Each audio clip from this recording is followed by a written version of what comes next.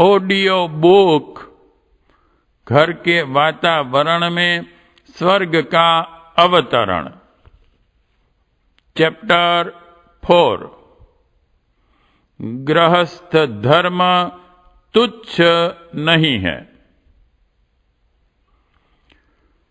ब्रह्मचर्य का पालन बहुत ही उत्तम, उपयोगी एवं लाभदायक साधना है। यह शारीरिक और मानसिक दोनों ही दृष्टियों से हितकर हैं। जो जितने अधिक समय तक ब्रह्मचारी रह सके उसके लिए उतना ही अच्छा है। साधारणतः लड़कों को कम से कम 20 वर्ष तक और लड़कियों को 18 वर्ष तक तो ब्रह्मचारी अवश्य ही रहना चाहिए। जो अपने मन को वश में रख सकें वे अधिक समय तक रहें। ब्रह्मचर्य में मानसिक संयम प्रधान है। यदि मन वासनाओं में भटकता रहे और शरीर को हठ पूर्वक संयम में रखा जाए तो उससे लाभ की जगह पर हानि ही है। शारीरिक काम सेवन से जितनी हानि है उससे कई गुनी हानि मानसिक असंयम से है। वीर्यपात की क्षति आसानी से पूरी हो जाती है, परंतु मानसिक विषय चिंतन से जो उत्तेजना पैदा होती है वह यदि तृप्त न हो तो कुचले हुए सर्प की तरह क्रुद्ध होकर अपने छेड़ने वालों के ऊपर आक्रमण करती हैं।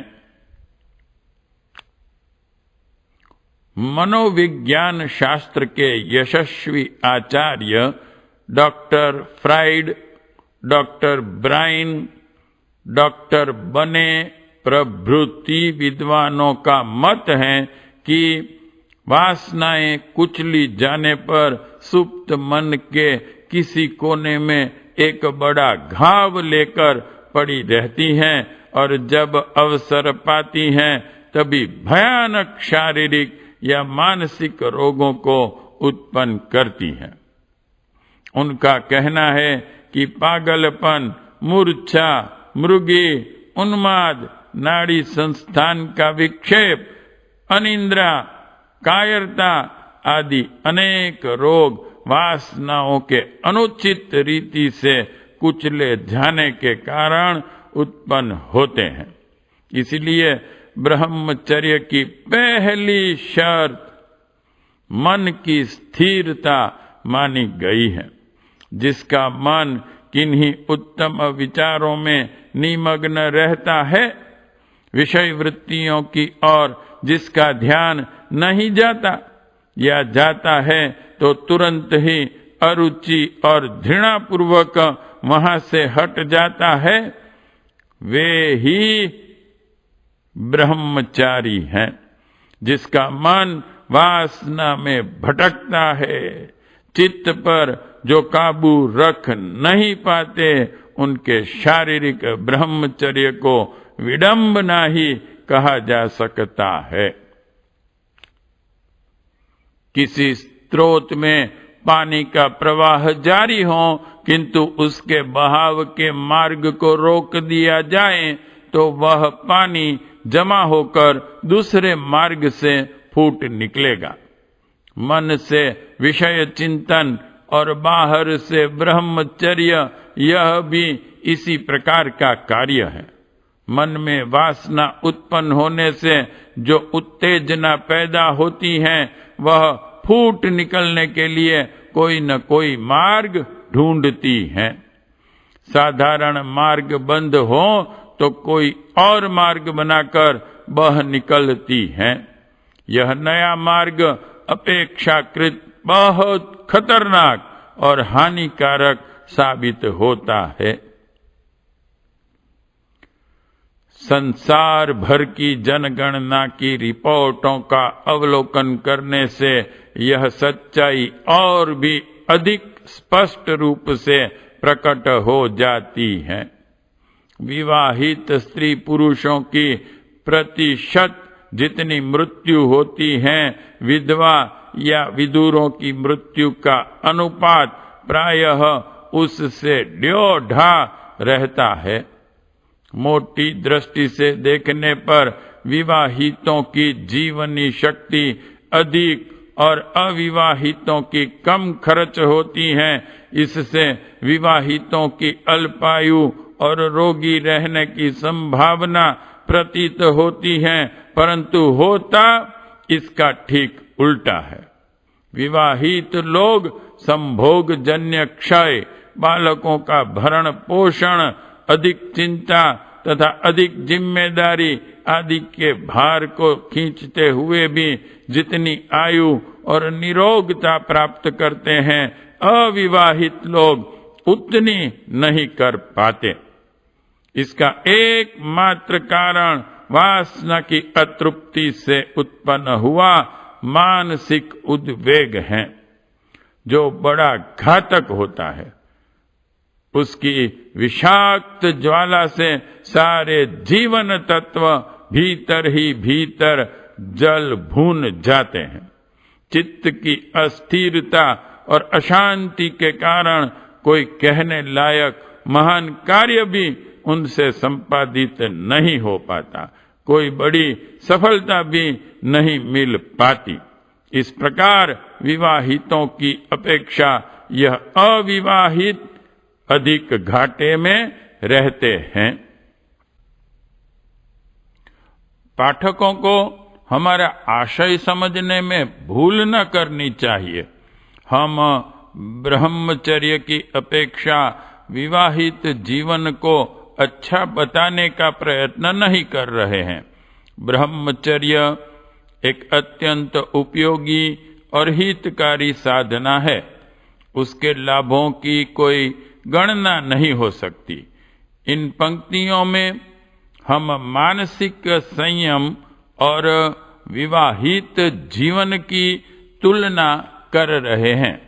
जो व्यक्ति ब्रह्मचर्य की साधना में अपने को समर्थ न पावे, जो मानसिक वासना पर काबू न रख सकें, उनके लिए यही उचित है कि विवाहित जीवन व्यतीत करे। होता भी ऐसा ही है। 100 में से 99 आदमी गृहस्थी जीवन बिताते हैं। इस स्वाभाविक प्रक्रिया में कोई अनुचित बात भी नहीं है। यह सोचना ठीक नहीं कि गृहस्थाश्रम में बंधने से आध्यात्मिक उन्नति नहीं हो सकती। आत्मा को ऊंचा उठाकर परमात्मा तक ले जाना, यह पुनित आत्मिक साधना अंतःकरण की भीतरी स्थिति से संबंध रखती है। बाह्य जीवन से इसका कुछ भी संबंध नहीं है। जिस प्रकार ब्रह्मचारी, वानप्रस्थ व सन्यासी आत्म साधना द्वारा जीवन लक्ष्य की प्राप्ति कर सकते हैं, वैसे ही गृहस्थ भी कर सकते हैं। सदा सनातन काल से ऐसा होता आया है। अध्यात्म साधकों में गृहस्थ ही हम अधिक देखते हैं।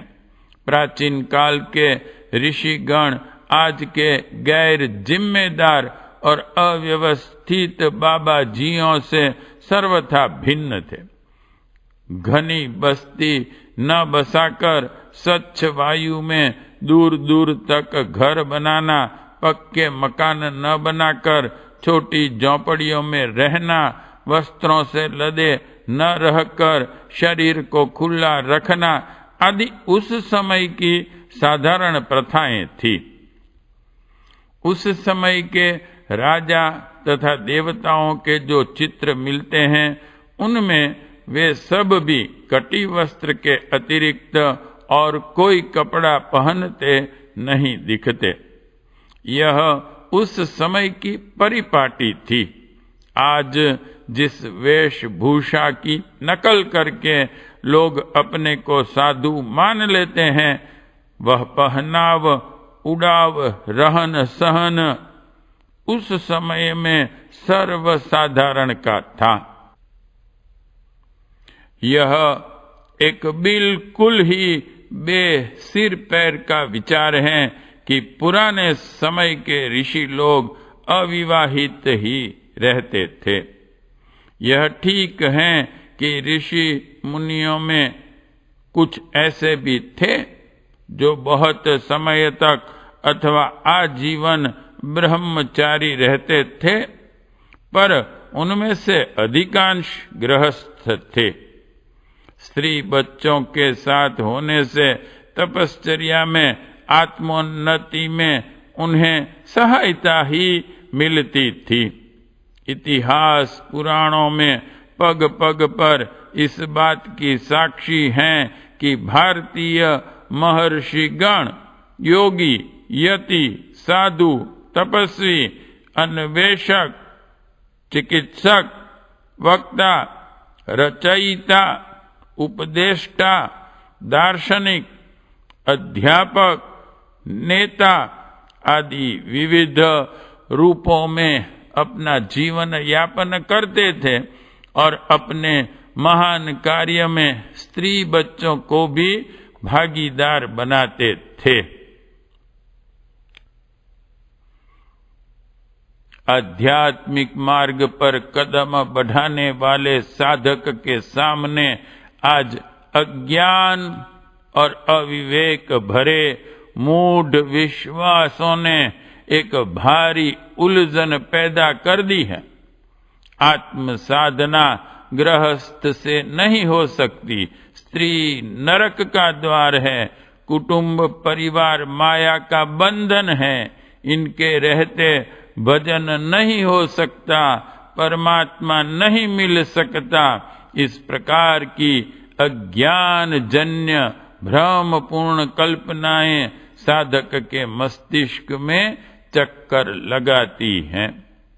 परिणाम यह होता है कि या तो वह आत्म मार्ग को अपने लिए असंभव समझकर उसे छोड़ देता है, या फिर पारिवारिक महान उत्तरदायित्व को छोड़कर भीख टूक मांग खाने के लिए घर में से निकल भागता है।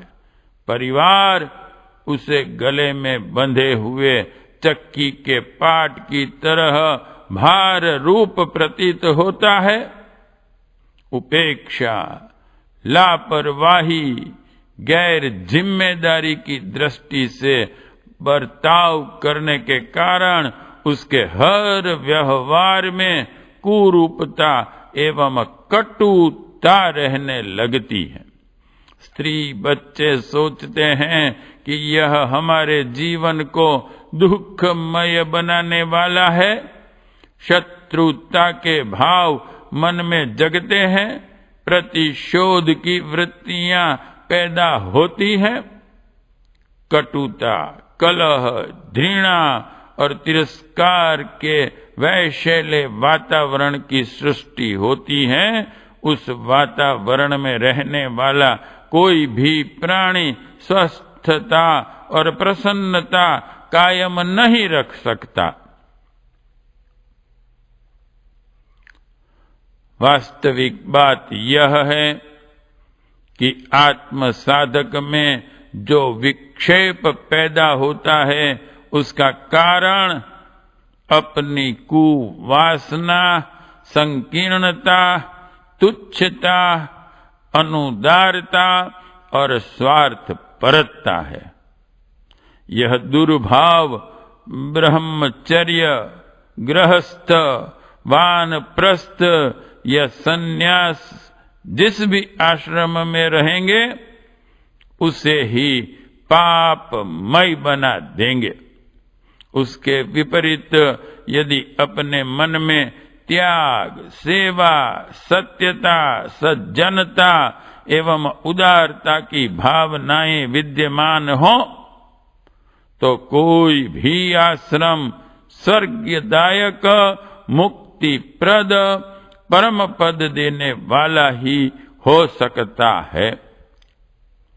आध्यात्मिक साधकों को अपने मन में से इस भ्रम को पूर्णतया बहिष्कृत कर देना चाहिए कि गृहस्थाश्रम कोई छोटा या गिराने वाला धर्म है।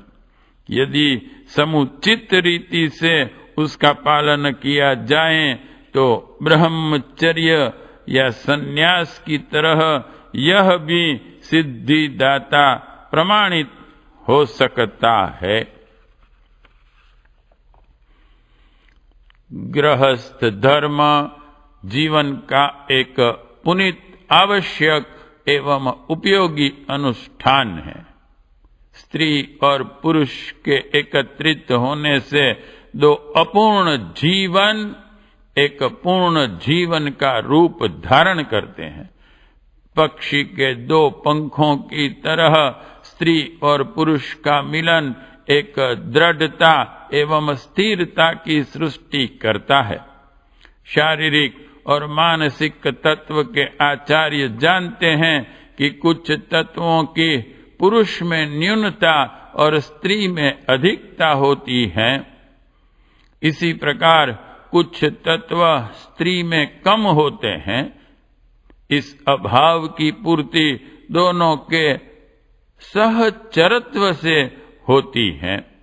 स्त्री पुरुष में एक दूसरे के प्रति जो असाधारण आकर्षण होता है, उसका कारण वही क्षतिपूर्ति है। मन की सूक्ष्म चेतना अपनी क्षतिपूर्ति के उपयुक्त साधनों को प्राप्त करने के लिए विचलित होती है, तब उसे संयोग की अभिलाषा कहा जा सकता है। अंध और पंगु मिलकर देखने और चलने के लाभों को प्राप्त कर लेते हैं। ऐसे ही लाभ एक दूसरे की सहायता से दंपति को मिल जाते हैं। मूलतः न तो पुरुष बुरा है न स्त्री, दोनों ही ईश्वर की पवित्र कृतियां हैं। दोनों में ही आत्मा का निर्मल प्रकाश जगमगाता है। पुरुष का कार्य क्षेत्र घर से बाहर रहने के कारण उसकी बाह्य योग्यताएं विकसित हो गई हैं। वह बलवान, प्रभावशाली, कमाऊ और चतुर दिखाई देता है, पर इसके साथ साथ ही आत्मिक सद्गुणों को इस बाह्य संघर्ष के कारण उसने बहुत कुछ खो दिया है। सरलता, सरसता, वफादारी, आत्मत्याग, दयालुता, प्रेम तथा वात्सल्य की वृत्तियां आज भी स्त्रियों में पुरुषों की अपेक्षा बहुत अधिक देखी जाती हैं। मुद्दतों से शिक्षा, दीक्षा, अनुभव एवं सामाजिक कार्य क्षेत्र से पृथक एक छोटे पिंजड़े से घर में जीवन भर बंद रहने और अपने जैसी अन्य मूर्खों की संगति मिलने के कारण वे बेचारी व्यावहारिक ज्ञान में बहुत कुछ पिछड़ गई है। तो भी उनमें आत्मिक सद्गुण पुरुषों की अपेक्षा बहुत अधिक विद्यमान हैं।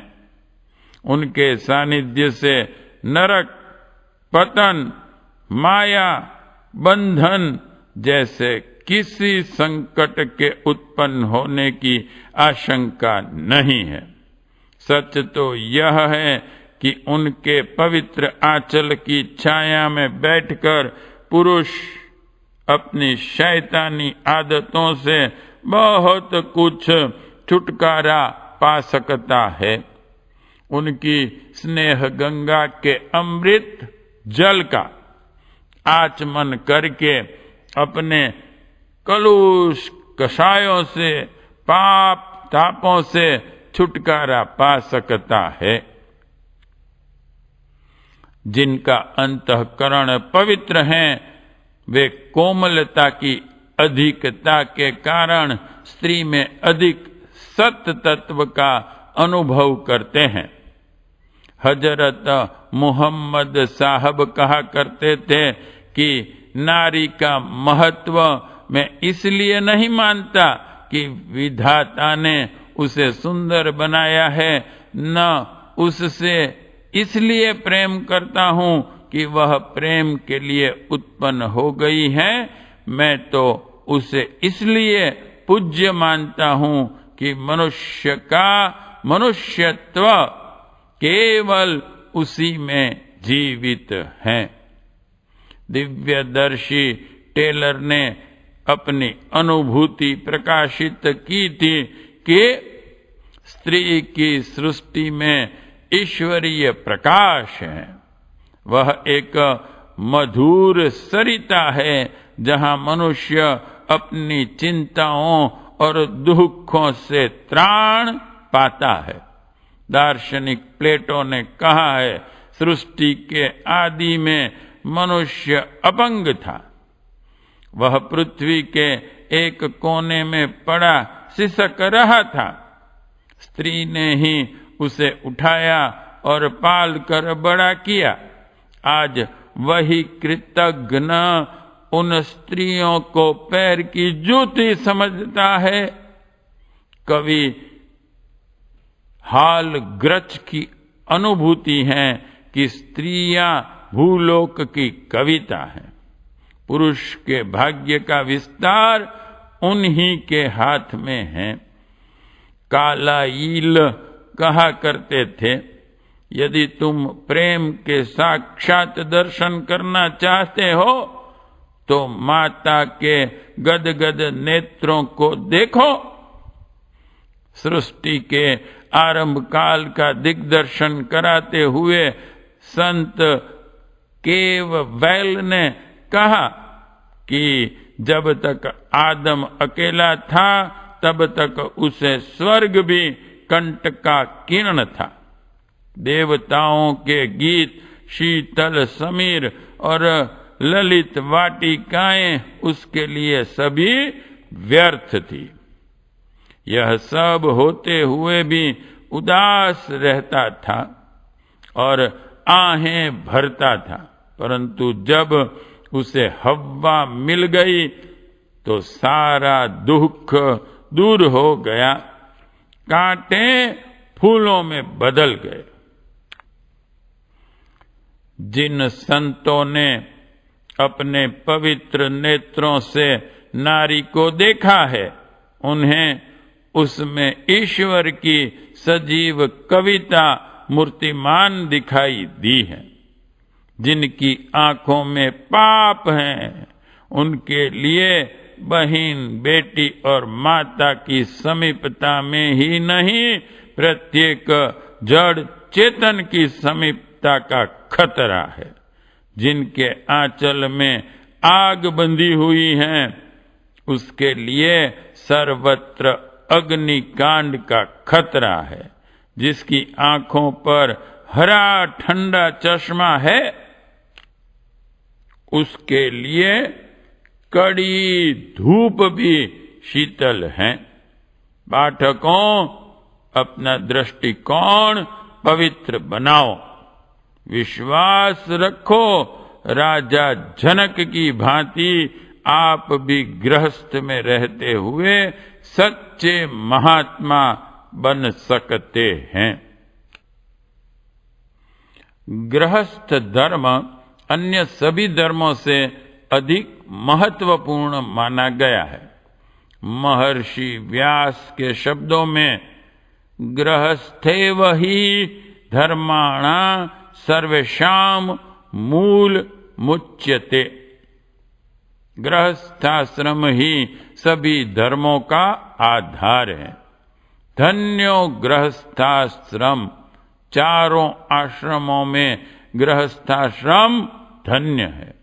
जिस तरह समस्त प्राणी माता का आश्रय लेकर जीवित रहते हैं, उसी तरह सभी आश्रम गृहस्थाश्रम पर आधारित हैं। परिवार संस्था सहजीवन के व्यावहारिक शिक्षण की प्रयोगशाला हैं। इसीलिए कुटुंब समाज संस्था की इकाई माना जाता है। गृहस्थ में बिना किसी संविधान, दंड, विधान, सैनिक शक्ति के ही सब सदस्य परस्पर सहयोगी सहजीवन बिताते हैं। माता पिता, पुत्र, पति पत्नी, नाते रिश्तों के संबंध किसी दंड के भय कानून की प्रेरणा पर कायम नहीं होते, वरन वे स्वेच्छा से कुल, कर्म, परंपरा, अनुवांशिक संस्कारों पर निर्भर करते हैं। प्रत्येक सदस्य अपनी अपनी मर्यादाओं का पालन करने में अपनी प्रतिष्ठा, कल्याण, गौरव की भावना रखकर खुशी खुशी उन्हें निभाने का प्रयत्न करता है। कुटुंब के साथ सहजीवन में आवश्यकता पड़ने पर प्रत्येक सदस्य अपने व्यक्तिगत सुख स्वार्थों का त्याग करने में भी प्रसन्नता अनुभव करता है। यही सहजीवन की सर्वोपरि आवश्यकता होती है।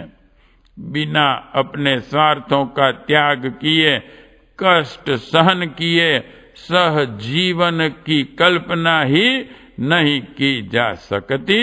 और उसमें भी विशेषता यह है कि यह त्याग, सहिष्णुता, स्वेच्छा से खुशी के साथ वहन की जाती है। सहजीवन के लिए ऐसा शिक्षण और कहाँ मिल सकता है?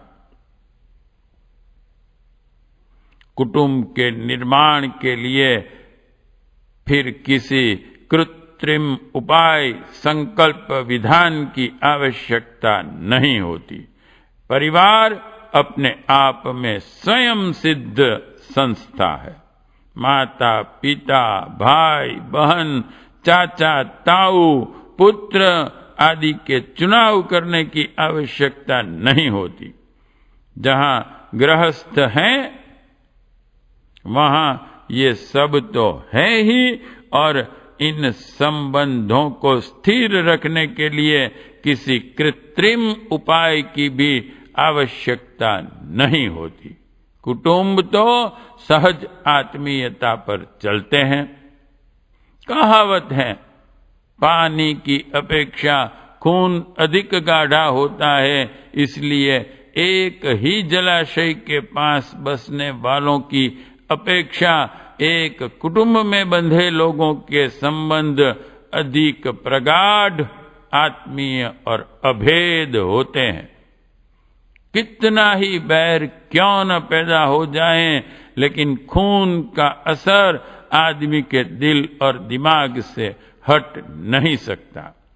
एक खून का व्यक्ति अपने साथी से स्वयं लड़ लेगा, लेकिन दूसरे का आक्रमण बर्दाश्त नहीं करता।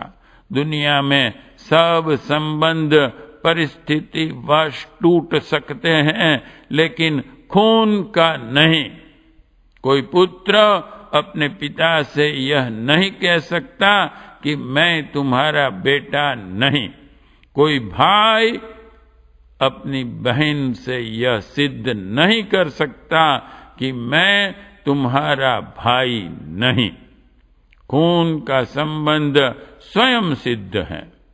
एक माता पिता अपने पुत्र के लिए जितना सोच सकते हैं, उतना हृदयपूर्वक अन्य कोई नहीं सोच सकता। इसमें कोई संदेह नहीं कि एक ही खून से सींची हुई कुटुंब संस्था गृहस्थ जीवन का अलौकिक चमत्कार है। गृहस्थ का आधार है वैवाहिक जीवन।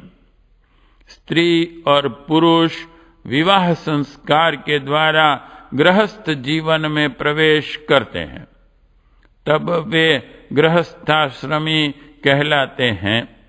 स्मरण रहे, विवाह संस्कार का अर्थ दो शरीरों का मिलन नहीं होता। हमारे यहाँ विवाह स्थूल नहीं, वरन हृदय की, आत्मा की, मन की एकता का संस्कार है। जो विवाह को शारीरिक निर्वाद, कामोपभोग का सामाजिक स्वीकृति पत्र समझते हैं, वे भूल करते हैं, वे अज्ञान में हैं। विवाह का यह प्रयोजन कदापि नहीं है। भारतीय जीवन पद्धति में उसका उद्देश्य बहुत बड़ा है, दिव्य है, पवित्र है। विवाह के समय वर कहता है, मैं आकाश हूं, तू पृथ्वी है, मैं सामवेद हूं, तू ऋग्वेद है। हम एक दूसरे पर प्रेम करें, एक दूसरे को सुशोभित करें, एक दूसरे के प्रिय बने, एक दूसरे के साथ निष्कपट व्यवहार करके 100 वर्ष तक जिए। यह कभी नहीं कहा गया है कि पति और पत्नी दो शरीर हैं, उन दोनों शरीरों का मिलन विवाह है, अथवा भोगासक्त जीवन बिताकर अल्प आयु में मरना ही विवाह का उद्देश्य है। आकाश और पृथ्वी का सहज मिलन पति पत्नी के संबंधों का अपूर्व आदर्श है। विवाह ज्ञान और कला का संगम है। प्रेम के लिए एक दूसरे का अर्पण कर देने का विधान है। दो हृदयों को निष्कपट खुले व्यवहार सूत्र में पिरोने का विधान है। विवाह संयम पूर्वक लेकिन आनंदमय जीवन बिताकर पूर्ण आयु प्राप्त करने का सहज मार्ग है। गृहस्थ का उद्देश्य स्त्री पुरुष एवं अन्य सदस्यों का ऐसा संयुक्त जीवन है जो उन्हें शारीरिक सीमाओं से ऊपर उठाकर एक दूसरे के प्रति निष्ठा, आत्मीयता, एकात्मता की डोर में बांध देता है। यह डोर जितनी प्रगाढ़ पुष्ट होती जाती है, उतनी ही शारीरिकता गौण होती जाती है। ऐसी परिस्थिति में शरीर भले ही रोगी कुरूप हो जाए, लेकिन पारस्परिक निष्ठा कम नहीं होती। कोई एक स्त्री ही संसार में सबसे सुंदर और गुणवती नहीं होती, लेकिन पति के लिए सृष्टि में उसके समान कोई नहीं। संसार में सभी माँ एक सी नहीं होती, लेकिन प्रत्येक माँ अपने बच्चे के लिए मानव वात्सल्य की साकार प्रतिमा है। एक गरीब, कंजर, अशिक्षित माँ के अंक में बालक को जो कुछ मिल सकता है, वह किसी दूसरी स्त्री के पास नहीं मिल सकता। प्रत्येक बालक के लिए माँ उसकी जननी ही हो सकती है, और काना, कुरूप, गंदा, अविकसित बालक भी माँ के लिए सबसे अधिक प्रिय होता है। धर्म की बहन कितनी ही बना ली जाए, लेकिन भाई के लिए जो उमड़ता घुमड़ता हृदय एक सहोदर बहन में हो सकता है, वह अन्यत्र दुर्लभ है। इस तरह हम देखते हैं कि गृहस्थाश्रम शारीरिक संबंधों पर टिका हुआ है, अपितु स्नेहमय दिव्य सूक्ष्म आधार स्तंभों पर इस पुण्य भवन का निर्माण होता है। पारिवारिक जीवन में परस्पर संबंधों की यह दिव्यता ही गृहस्थ जीवन की आत्मा है। गृहस्थाश्रम वृत्तियों का शोधन करने, जीवन की साधना करने की एक रचनात्मक प्रयोगशाला है। मनुष्य की काम वासना को पति पत्नी में एक दूसरे के प्रति कर्तव्य, निष्ठा, प्रेम में परिवर्तित करके कामोपभोग को एक सांस्कृतिक संस्कार बनाकर सामाजिक मूल्य में बदल देना गृहस्थाश्रम की ही देन है। स्मरण रहे, गृहस्थाश्रमी शरीर निष्ठ अथवा रूप निष्ठ नहीं होता। कर्तव्य, उत्तरदायित्व, प्रेम की निष्ठा ज्यों-ज्यों बढ़ती है, शारीरिकता नष्ट होने लगती है और क्रमशः पूर्ण रूपेण शारीरिकता का अंत होकर उक्त दिव्य आधार मुख्य हो जाते हैं। कामुकता भी नष्ट हो जाती है। इसलिए गृहस्थाश्रम कामोपभोग का प्रमाण पत्र नहीं, अपितु संयम ब्रह्मचर्य मूलक है। संयम का एक क्रमिक लेकिन व्यावहारिक साधना स्थल है। सेवा, शुश्रूषा, पालन पोषण, शिक्षण, एक दूसरे के प्रति प्रेम, त्याग, सहिष्णुता के माध्यम से मनुष्य की काम शक्ति संस्कारित निर्मल होकर मनुष्य को व्यवस्थित, संयत, दिव्य बनाने का आधार बन जाती है। गृहस्थ तप और त्याग का जीवन है। गृहस्थ के निर्वाह पालन के लिए किए जाने वाला प्रयत्न किसी तप से कम नहीं है। कुटुंब का भार वहन करना, परिवार के सदस्यों के लिए सुविधापूर्ण जीवन के साधन जुटाना, स्त्री, बच्चे, माता पिता, अन्य परिजनों की सेवा करना बहुत कठिन तपस्या है। गृहस्थ में स्वयमेव मनुष्य को अपनी अनेकों प्रवृत्तियों पर अंकुश लगाना पड़ता है। कोई भी गृहस्थ स्वयं कम खा लेता है, पुराना कपड़ा पहन लेता है, लेकिन परिवार के सदस्यों की चिकित्सा, वस्त्र, भोजन, बच्चों की शिक्षा दीक्षा के लिए सब प्रबंध करता है। पेट काटकर भी माँ बाप बच्चों को पढ़ाते हैं। फटा कपड़ा स्वयं पहनकर बच्चों को अच्छे अच्छे वस्त्र पहनाते हैं। गृहस्थ में जिम्मेदार व्यक्ति के सामने अन्य सदस्यों को सुखी संतुष्ट रखने का ध्यान प्रमुख होता है, स्वयं का गौण। उधर गृहिणी सबसे पीछे जो बच जाता है वह खा लेती है। सबकी सेवा में दिन रात लगी रहती हैं, बिना किसी प्राप्ति के इच्छा से सहज रूपेण। सचमुच गृहस्थाश्रम एक यज्ञ है, तप और त्याग का।